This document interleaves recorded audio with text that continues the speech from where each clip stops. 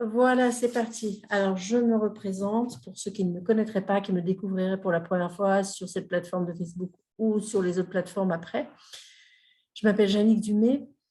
La meilleure façon que j'ai de me présenter, à part de dire que je suis une femme de 60 ans, que mon fils est mort en 2020, que voilà, que donc du coup j'ai 2 ans et demi, que mon chien est en train de râler juste au moment où j'ai choisi de faire un direct en vidéo. J'aime bien me présenter en tant qu'être infini en définition. Et dans cette vie, on va dire mon activité principale pour l'instant, c'est surtout d'être une éclabousseuse de vie, une éclabousseuse de joie et d'être mentor healer. Healer, c'est-à-dire vraiment guérisseuse, fée, sorcière, magicienne. Euh, voilà, pour vous aider, pour t'aider à transcender les intensités de la vie, en particulier le deuil. Je suis aussi canal de lumière et puis auteure conférencière donc d'un livre. Ah ben, il n'est même pas là, mon livre. Je vais tout à l'heure faire la lecture publique là, de ce livre. Ça sera la 3e partie. Donc ça sera sur mon profil Facebook. J'en offre comme ça de temps en temps sur Instagram ou sur Facebook. Donc, à vous de suivre mon actualité par rapport à ça.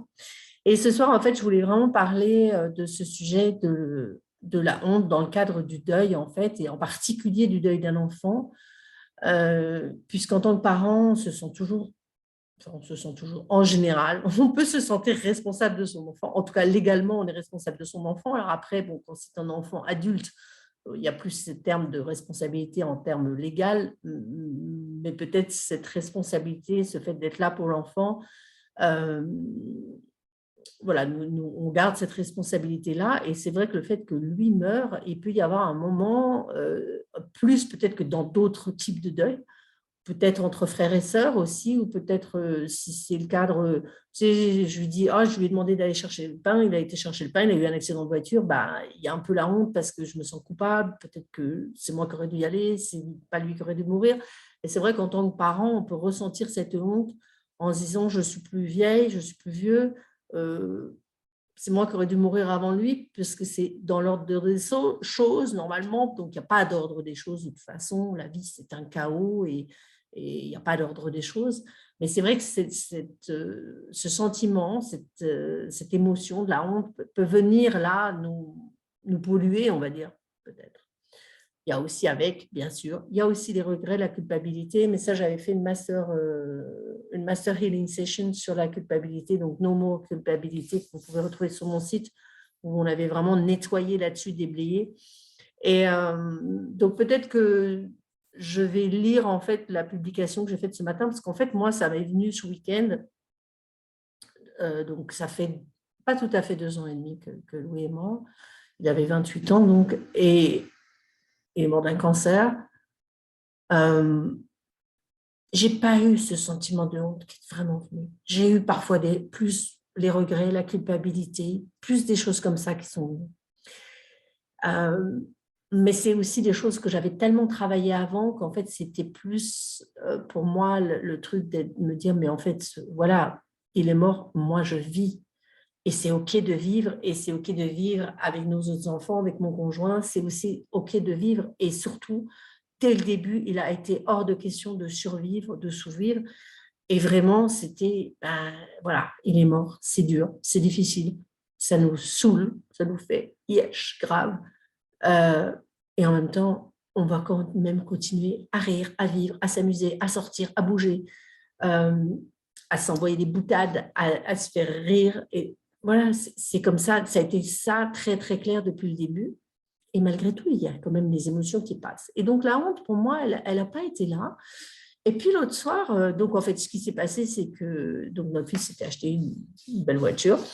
Et puis, ben, voilà, donc, on l'a gardé. Plus de pourquoi que de culpabilité. Ah non, il n'y a plus de pourquoi et de culpabilité pour toi, Cathy. OK, cool. Ouais, ça, c'est ça. Parce qu'il y a beaucoup... On peut se sentir coupable de plein de choses. Et en tant que parent, enfin, pour moi, c'est ce qui vient et que j'entends souvent dans les partages de parents en deuil que je côtoie, qui sont mes clients ou pas, euh, c'est Ben oui, voilà, j'ai presque honte parce que moi, je vis plus âgée et lui, il n'a pas pu profiter de la vie. Donc, il y a ce sentiment quand même qui est là de temps en temps et quelque part coupable en disant, ben, moi, voilà, je vis là. Et donc, bref, donc lui, il avait sa belle voiture et en fait, donc bon, ben, voilà, forcément, il n'avait plus besoin. Et en fait, ben, comme il était en crédit dessus, on ne pensait pas forcément la garder, mais en fait, mon mari a absolument voulu la garder. Et en fait, il a bien fait. Et donc, il n'y avait pas d'assurance d'essai, donc voilà, on a dû la racheter. Bref, au début, moi, j'étais très, très mal à l'aise dedans. Enfin, je pleurais, je me disais, mais c'est pas possible, je ne peux pas être dans cette voiture alors qu'il n'est pas là. Enfin, voilà, c'était assez fastidieux au début. Et puis ben, voilà, finalement, je m'y suis faite et au contraire, j'ai du plaisir en fait à être. C'est un peu une façon d'être avec lui en fait, d'être dans cette voiture. Donc, je me suis relativement habituée. Et puis l'autre soir, en fait, on est sortis et mon mari conduisait. J'ai eu ce truc qui est venu. J'ai honte de vivre. J'ai honte de vivre, d'être là, assise là, dans cette voiture, alors que c'est la tienne, quoi. Donc, je m'adressais à lui, hein, je m'adresse très facilement à lui. Donc, je vais vous lire, en fait, le texte qui m'est venu. Enfin, au départ, c'est venu comme ça à ma tête. Et puis après, en fait, j'ai écrit. Et je vais vous le lire. Voilà, peut-être ça sera plus clair pour la suite. Puis si vous ne l'avez pas lu, peut-être. Donc, parfois, j'ai honte. Honte de rouler dans sa voiture. Honte de la conduire. Assise à sa place. Honte de vivre. À sa place. Honte de rire. D'avoir du plaisir. De me réjouir. De sentir le vent me fouetter le visage. La caresse du soleil sur ma joue. La douceur de la nuit qui m'enveloppe. Parfois, j'ai honte. Mais cette honte est fugace. C'est une éructation soudaine qui s'exprime sans prévenir et s'évanouit dans l'inutilité. La honte est stérile, comme le regret, comme la culpabilité. Stérile et paralysante. Et pourtant, elle est là. Elle passe, me traverse, me darde. Je la ressens, je la regarde, je l'observe et ne la retiens pas, ni ne la laisse s'installer. Je ne la chasse pas, je la laisse circuler. Alors elle trépasse. Je n'ai pas honte. Je n'ai pas honte de vivre alors qu'il est mort. Je suis en grâce, je suis en gratitude de vivre. Et si je devais avoir honte, ce serait de ne pas vivre assez intensément, de ne pas profiter complètement de la vie, de ne pas suffisamment savourer, honorer, explorer la vie. Je n'ai pas honte, je n'ai pas de regrets ni de culpabilité. Je les expérimente, les extériorise, les évacue. Je n'ai pas honte de vivre, je suis honorée de vivre. Je ne vis pas à la place de, je ne vis pas à sa place. Je vis à ma place, ma vie, en deuil de mon fils aîné, en grâce et en joie. Donc c'est ça en fait, c'est ces émotions, c'est ne pas les nier, c'est les accueillir, les observer, les laisser passer, les laisser nous traverser, mais pas les garder en nous en fait. Donc c'est oser regarder, oser reconnaître par moment, dire voilà, il y a de la honte, oui là il y a de la culpabilité, ok, je laisse me traverser et je l'éructe, hein, je la sors. Je l'exprime, je l'exprime d'une manière ou d'une autre, euh, mais sans m'enfoncer dedans. En fait, c'est ça, les émotions, les sentiments, c'est juste des trucs à observer, regarder. Donc, c'est se mettre, c'est les vivre et en même temps se mettre dans la position d'observateur, d'observatrice et de laisser circuler surtout. Laisser circuler. La dernière fois, là, j'ai fait une vidéo sur le fait de ne pas être un contenant fermé et de laisser circuler l'énergie, mais c'est pareil avec les émotions, c'est de les laisser circuler et l'émotion, c'est vraiment une motion, c'est en mouvement vers l'extérieur, donc c'est un ressenti et on le laisse sortir vers l'extérieur. Et c'est de se dire en fait, qu'est-ce qu'il y a derrière ça? Ce sont des excuses parce que je peux utiliser la culpabilité, la honte, le regret comme excuse du coup pour ne pas vivre. Et comme excuse je peux utiliser aussi cette mort comme excuse pour dire que tout va mal et que du coup la vie c'est la merde, etc. Et que j'y arrive pas, mais c'est normal parce que mon enfant est mort et tatati tatata. Donc stop les excuses, ça sera la prochaine vidéo peut-être là-dessus. J'en ai déjà parlé, mais c'est ça en fait.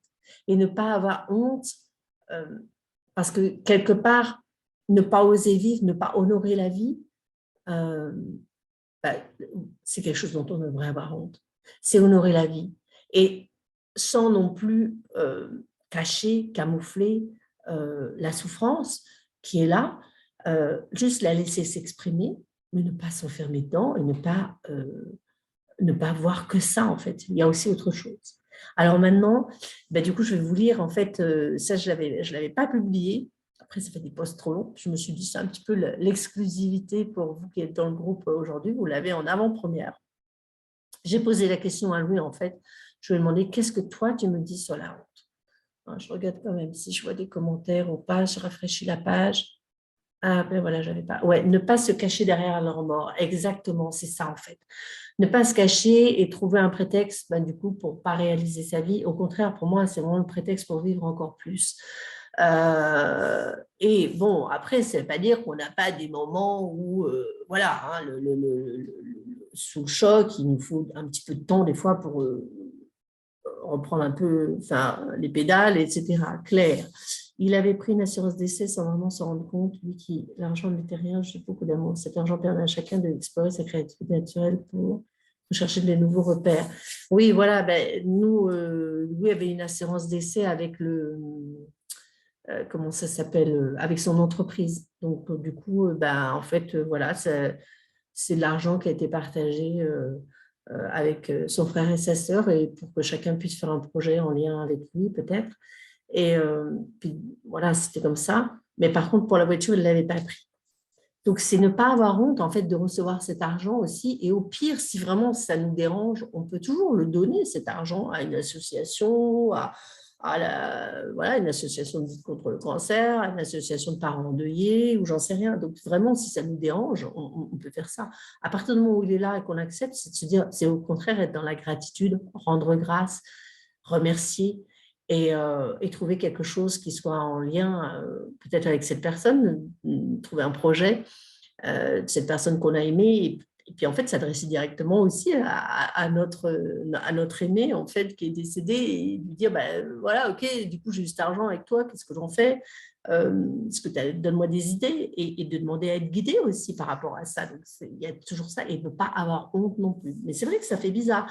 Et en tant que parent, alors moi j'ai déjà hérité de mes parents.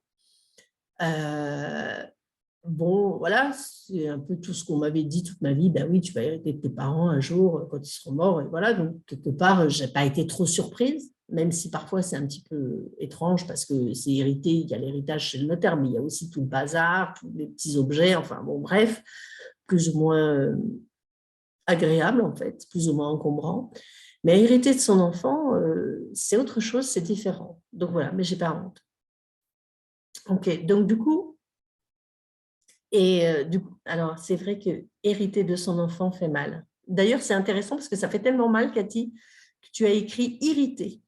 Le correcteur d'orthographe a fait un lapsus très révélateur. Donc, ça peut être irritant, en fait. C'est très étrange d'hériter de son enfant. Voilà. Enfin, après, bon, il n'était pas c'est pas une grande fortune, hein, mais voilà, on a eu l'assurance d'essai, il y avait toutes ces affaires, etc.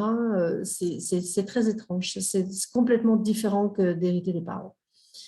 Euh, et en même temps, c'est aussi, dans certains objets, c'est une façon d'être là avec lui, voilà, j'en ai parlé pas mal dans mon livre, voilà, il y a des couteaux, il y a la petite pochette de carte bleue, il y a des choses qu'il a fabriquées, il y a plein de choses, il y a même, voilà, tout simplement quelques vêtements. Moi, je sais que j'ai pris un de ces bonnets que j'aime bien le mettre en hiver.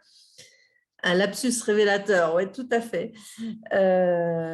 Et donc, c'est étrange et il n'y a pas à avoir honte. Et en fait, c'est accueillir toutes ces émotions, tous ces sentiments qui peuvent nous traverser et surtout les laisser nous traverser et pas les laisser nous envahir, pas nous laisser plomber par les émotions, juste les laisser partir. Bon, ça, après, c'est des choses qu'on fait en séance, du déblayage énergétique pour aller nettoyer tout ça. Pour l'instant, je vais vous inviter donc à écouter la réponse de Louis. En fait, donc la question est très simple. Hein. Je lui ai posé la question, en fait, que me dis-tu sur la honte? Tu devrais avoir honte d'être encore autant incrédule, inconsciente, ignorante. Réveille-toi, bon sang. Réveillez-vous. Cessez votre cinéma et vos simagrées.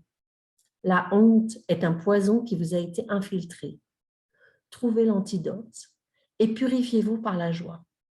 Rien n'est pire que ces faux semblants de sentiments erronés qui vous défigurent et vous détrompent. Vous errez alors, détourné de votre essence. Refuelez-vous de votre vrai carburant, la joie. Allez à la bonne pompe, celle qui vous nourrit, pas à celle qui vous pompe, vous assèche et vous épuise. La honte est un déguisement de dramaturge qui vous étouffe. Sortez de son rideau poussiéreux et asphyxiant. Respirez. Reprenez souffle de vie, souffle de joie. Alors, c'est marrant parce que je ne sais pas s'il suit l'actualité là, de ce qui se passe avec les histoires de carburant et de la pompe. Sûrement. Je vous le redirai tout à l'heure, mais c'est ça en fait. Trouvez l'antidote et purifiez-vous par la joie. Ok? C'est vraiment ça. Pour sortir de la honte, donc la honte, la culpabilité, les regrets, moi j'ai beaucoup travaillé avec les outils d'Access Consciousness qui appellent ça des implants distracteurs. C'est quelque chose qui vient nous distraire en fait, qui vient nous distraire de notre vraie vie. Parce que du coup, on peut plonger vraiment dans ces sentiments-là, dans ces émotions-là, et effectivement, se cacher en fait derrière ces sentiments-là, se cacher derrière la mort, et prendre ça comme excuse pour ne pas créer notre vie. Et à la place de ça, quand il y a la honte qui vient, quand il y a de la culpabilité, quand il y a du regret, c'est le reconnaître. Et voilà, c'est ce que j'ai fait en écrivant, voilà, et parfois j'ai honte. Parfois, ça m'a pris comme ça, là, c'était vraiment, je me dis, mais, alors j'ai honte. Puis après, je dis, mais non. Ok, donc c'est sorti comme un petit rond, comme un truc, ça sort, c'est fugace. Et on ne le laisse pas, oui, Facebook. Je sais que j'ai passé du temps aujourd'hui, voilà, sur l'appli. Et donc, c'est fugace. Je regarde, attends, si vous avez mis d'autres commentaires, si vous avez des commentaires, des questions à me mettre aussi là-dessus, voilà, pour qu'on poursuive la conversation ou pas. Mais c'est l'observer, c'est pas la refuser, pas dire ah ben non, je n'ai pas honte. Non, il y a des moments où il y a de la honte. Il y a de la culpabilité, forcément, en tant que parent, en plus, mais même pour un conjoint ou pour un. Enfin, voilà, on peut avoir honte, être coupable en disant j'aurais dû aller plus te voir, j'aurais dû m'occuper plus de toi, qu'est-ce que j'ai pas fait comme il faut pour que ça se passe, etc. Il faut que ça sorte. Ouais, c'est comme un panaris, il faut le vider. Oui, exactement, comme un abcès, il faut crever l'abcès.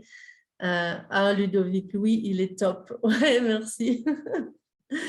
Mais il faut que ça sorte. C'est important de ne pas fuir ces émotions.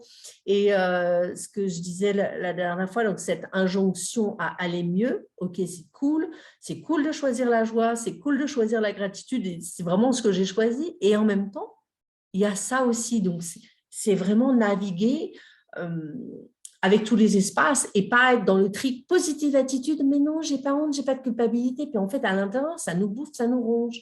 Donc, c'est juste les reconnaître, les observer, les laisser sortir, les exprimer. Alors, soit simplement, soit peut-être sur un journal de bord, soit en le reconnaissant dans sa tête, c'est tout, soit l'exprimer d'une manière plus ou moins artistique, soit voilà, peu importe, chacune trouve sa manière, chacune trouve son moyen d'expression. C'est pas non plus aller le balancer forcément à tout le monde. Bon, voilà, moi j'écris publiquement parce que c'est mon boulot et que c'est ok pour moi d'en parler publiquement, mais c'est pas à tout le monde de faire comme ça. C'est juste trouver en fait vous votre moyen d'expression. Comment ça peut sortir et auprès de qui ça peut sortir aussi. Alors Sophie, tout ce qui ne s'exprime pas s'imprime si on n'extériorise pas ce qui nous ronge, le corps, lui, va l'exprimer à sa façon, bien sûr, etc. Donc voilà, donc c'est se permettre de l'exprimer, alors soit au sein d'une association, soit au sein c'est aussi de trouver l'entourage, et peut-être que parfois on va l'exprimer juste à soi-même, en fait, le laisser sortir, peut-être en marchant dans les bois et en criant dehors. Et comme dit Cathy, voilà, accepter de passer aussi parfois dans les eaux troubles de ses ressentis, effectivement, accepter ça et de ne pas vouloir absolument être tout il est tout mort, c'est magnifique, il est mort, c'est super, oui, ok, il y a de la joie et tout ça, et en même temps, il y a ça, et j'ose le reconnaître, j'ose les traverser, mais par contre, je ne reste pas dedans, je ne stagne pas dedans, je les expérimente, je les extériorise, je les évacue. Donc, il y a Claire qui est là. Bonsoir Claire, je dessine, je dépose et j'ai surtout hurlé longtemps à l'annonce à sa mort. Voilà, c'est aussi parfois des choses très physiques. Ce que je disais l'autre jour, c'est que moi, j'ai fait l'expérience, je l'ai fait plusieurs fois, mais 2 fois où ça a été vraiment très, très intense, où je me suis vraiment couchée par terre, dans l'herbe, sur le chemin, dans l'herbe, donc voilà, la tête contre la terre et les bras en croix comme ça. Je me suis vraiment couchée à terre. Un autre coup, je l'ai fait sur le dos, mais vraiment physiquement, donc faire avec le corps, d'avoir des lieux où on peut hurler. Voilà, je vais dans des bois où il n'y a personne et je sais que je peux crier, ou alors parfois je faisais ça à un moment, je me souviens de la mort de ma mère. Je faisais ça en fait quand j'étais dans la voiture, puisqu'en fait dans la voiture le son s'en va avec les fenêtres ouvertes et j'étais toute seule dans la voiture bien sûr. Et donc voilà, il y a personne qui pouvait peut-être entendre ça dans les bois. Donc c'est de trouver des moyens d'exprimer aussi avec son corps. Donc c'est important que ça passe par le corps et que ce ne soit pas quelque chose qui reste dans le mental là. Non, c'est avec le corps. Le corps, ça peut être de pleurer, ça peut être voilà, de passer une après-midi à pleurer peut-être parfois et parfois de parler. Mais encore une fois, quand on s'exprime voilà, verbalement, c'est important de trouver auprès de qui on s'exprime. Parce qu'il y a des gens qui ne vont pas être en capacité de le recevoir ou alors qui vont enfoncer le clou et ça va être encore pire. Enlever la soupape sur la cocotte qui bouffe. Ouais, ouais, ouais, ouais. Pas de. Voilà. Mais de trouver l'endroit, voilà. Parce que ce n'est pas toujours recevable par tout le monde et il y a des gens avec qui ça ne va pas aller. Ah, parfois j'aimerais crier, mais cela ne sort pas. Ça se travaille, Cathy, ça se travaille. C'est vraiment un travail à faire. Alors, moi, j'ai fait beaucoup je fais de l'expression corporelle quand j'étais petite, j'ai fait pas mal de travail avec le corps, j'ai fait du théâtre, j'ai fait pas mal de choses. Je sais que j'ai fait du Qigong à un moment et la prof nous laissait crier. En fait, elle nous faisait crier en fait pendant les séances. Enfin, voilà, il y a des lieux, il y a des endroits. Et puis, c'est vrai que quand on a appris toujours à être discret, à ne pas faire de bruit, à ne pas déranger, c'est quelque chose qu'on n'arrive pas à faire. Mais parfois, voilà, on peut le faire. Peut-être que maintenant, moi, je sais que si je crie sur Zoom, ça va couper le son. Donc, vous pouvez le faire, là, peut-être, mais il faut trouver un lieu où voilà, vous n'allez pas réveiller tout l'immeuble non plus. Moi, j'habite dans une maison, donc c'est déjà plus cool de trouver un endroit où on peut se dire, je hurle, voilà, vraiment ça se travaille et c'est oser en fait exprimer, oser. Donc, trouver des lieux, lancer et peut-être se dire, tout ce que j'ai retenu jusqu'à maintenant, je le laisse sortir. Alors, peut-être que ça va être un peu, voilà, ça va beaucoup sortir, mais peu importe, habitué à ne pas déranger. Voilà, donc il faut changer les habitudes. Moi, j'ai commencé par chanter chez moi, toute seule, de plus en plus fort, jusqu'à pleurer, et là, c'est gagné. Ouais, voilà, aussi chanter parfois. Et puis, ça va être différent pour chacun en fonction de notre parcours. Voilà, Cathy, toi, tu n'as jamais levé le ton, tu t'es jamais autorisé à lever le ton, parce que c'est. Voilà, donc, du coup, toi, peut-être, ce qui va être vraiment libérateur, ça va être de crier. Il y en a d'autres qui vont le faire en chantant. Peu importe. Et peut-être que voilà, on peut essayer avec le chant au départ, mais en tout cas, c'est ne pas se laisser stagner. Donc, on va traverser les eaux boueuses, mais on ne stagne pas dedans. On avance, on bouge, on reste en mouvement, on ne se laisse pas paralyser par ça. Et en fait, voilà, j'adore l'expression là, refuelez-vous de votre vrai carburant, la joie, allez à la bonne pompe, celle qui vous nourrit, pas à celle qui vous pompe, donc, allez à celle, c'est au singulier, qui vous nourrit, et pas à celle au pluriel qui vous pompe, vous assèche et vous épuise. C'est un déguisement de dramaturge qui vous étouffe. Donc, stop, stop, stop, stop, stop, stop. Et en même temps, c'est OK, je ressens de la honte. Là, il y a de la honte qui me traverse. Je reconnais, je regarde et je laisse partir. Et il y a aussi, donc ça, c'est aussi un peu, c'est de se dire, en fait, est-ce que cette honte, c'est vraiment un sentiment que j'ai moi, une sensation que j'ai moi, ou ce sont les projections des autres personnes?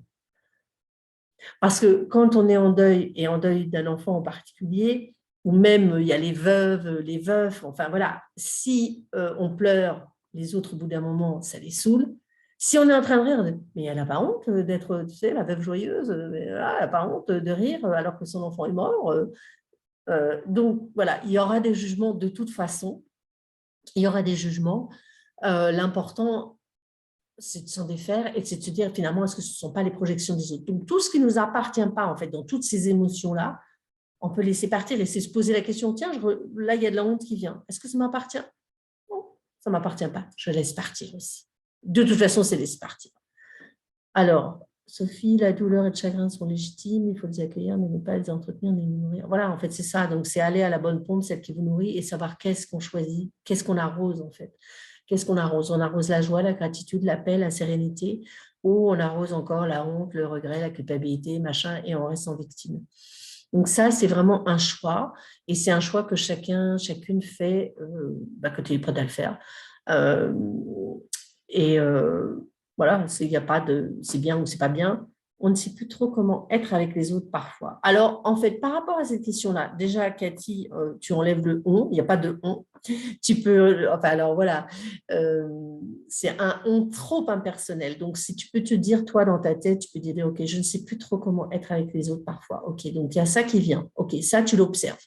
C'est vrai que, voilà. Et après, tu peux aller te poser la question, OK, quelle énergie, espace, conscience, choix, est-ce que je peux être ici avec les autres? Comment est-ce que je peux avoir de l'aisance avec les autres? Qu'est-ce qui me permettrait de créer de l'aisance dans mes relations avec les autres? Et quels autres? Avec quels autres, en fait, j'ai envie d'interagir maintenant? Peut-être que c'est plus les mêmes qu'avant. Donc, c'est se poser vraiment, j'invite à cette question. Oui, être bien avec soi-même, mais bon, voilà, on n'est pas forcément toujours très bien avec soi-même et du coup, voilà, les autres ne sont pas forcément non plus à l'aise. Donc, c'est trouver en fait quels autres. Donc, vraiment, pour moi, les questions à se poser, c'est quelle énergie, espace, conscience et choix est-ce que je peux être pour être pleine d'aisance dans mes relations avec les autres et de trouver en fait quels autres avec qui être en relation. Et tout ce qui m'empêche de percevoir, savoir être recevoir cela, je m'en débarrasse complètement. En fait, c'est ça. Et déjà, aussi, quelle énergie, espace, conscience, choix est-ce que je peux être pour être moi-même, en paix avec moi-même, en paix avec cette mort, en sérénité avec cette mort. À partir du moment où j'arrive à créer cet espace en moi, alors il y aura d'autres autres qui vont venir autour de moi, des personnes avec qui ça va plus matcher, avec qui ça va être simple. Et effectivement, je crois que quand on traverse ce genre d'événements, il y a moins de concessions en fait vis-à-vis des autres. Et puis, alors, dans notre famille, il n'y en avait peut-être déjà pas beaucoup avant, mais là, il y en a encore moins, on va dire. Et en même temps, c'est avoir aussi cette bienveillance parce qu'en fait, on ne sait pas non plus ce que les autres ont vécu. Je ne sais pas ce que l'autre a vécu. Et donc, au lieu de garder aussi les autres fous, c'est de se dire quel autre, quelle personne, avec quel type de personne j'ai envie maintenant d'interagir. Des personnes qui sont pleines de respect, de bienveillance, d'écoute. Et c'est d'abord s'offrir à soi-même ce respect, cette bienveillance, cette écoute. Et ne pas avoir honte parfois d'envoyer balader certaines personnes. Et ne pas avoir honte d'avoir des liens avec de nouvelles personnes. Voilà, aussi. Est-ce que vous avez d'autres questions, d'autres commentaires? Je vois que vous êtes là. Je regarde parce que parfois, je balaye pour vérifier. Hop.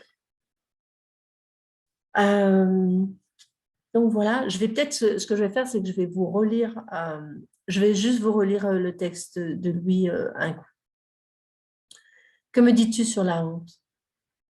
Tu devrais avoir honte d'être encore autant incrédule, inconsciente, ignorante. J'en prends pas la tronche. Hein. Donc, je trouve que j'avais pas mal avancé quand même, si c'est mon petit commentaire. Hein. Réveille-toi, bon sang. Réveillez-vous. Cessez votre cinéma et vos simagrées. Je refais une petite coupure. Alors là, quand Louis s'adresse, parfois il dit tu, et effectivement, je peux croire qu'il s'adresse à moi personnellement, mais en fait, tous ces messages, je le sais depuis déjà un moment, ne s'adressent pas à moi personnellement et ils sont faits pour tout le monde. Donc en fait, quand il dit tu devrais avoir honte, c'est pour chacune d'entre vous aussi. Hein. Il n'y a pas que moi. Je ne me le prends pas personnellement. Donc au début, il dit, voilà, il parle à la deuxième personne et après il dit réveille-toi, puis après réveillez-vous. Donc c'est pour tout le monde. Je repars, je redémarre du coup. Que me dis-tu sur la honte? Tu devrais avoir honte d'être encore autant incrédule, inconsciente, ignorante. Réveille-toi, bon sang. Réveillez-vous. Cessez votre cinéma et vos simagrées. La honte est un poison qui vous a été infiltré. Trouvez l'antidote et purifiez-vous par la joie. Rien n'est pire que ces faux semblants de sentiments erronés qui vous défigurent et vous détrompent. Vous errez alors, détournés de votre essence. Refuelez-vous de votre vrai carburant, la joie. Allez à la bonne pompe, celle qui vous nourrit, pas à celle qui vous pompe, vous assèche et vous épuise. La honte est un déguisement de dramaturge qui vous étouffe. Sortez de son rideau poussiéreux et asphyxiant. Respirez. Reprenez souffle de vie, souffle de joie. Oui, les accords Toltec, ne rien prendre personnellement. Bonsoir Karine, il y a Karine qui est là aussi. Donc voilà pour finir. Donc voilà, si vous avez loupé le début, je vous laisse regarder. Toujours des messages très, très, très puissants. Ouais, de vous. Donc voilà, pas de honte. Bon, si vous voulez aller plus loin avec ça, vous savez que je propose des accompagnements et là, j'ai vraiment, j'ai l'accompagnement Transcender le deuil qui va démarrer qu'au mois de mars, hein, mais ça va venir vite, qui va être très, très, ouais, ça va être puissant. Je l'ai déjà fait l'année dernière, hein, donc c'était assez puissant. C'est trois mois en fait, c'est un rendez-vous par semaine pendant 3 mois en collectif et il y a une partie de lecture de livres, il y a une partie de déblayage, de facilitation verbale, énergétique et corporelle. Et puis ce travail, on va dire, de la symphonie des possibilités, de la quantique transcendance que je fais avec vos corps, qui est très puissant pour aller déblayer tout là-dessus. Donc, à suivre.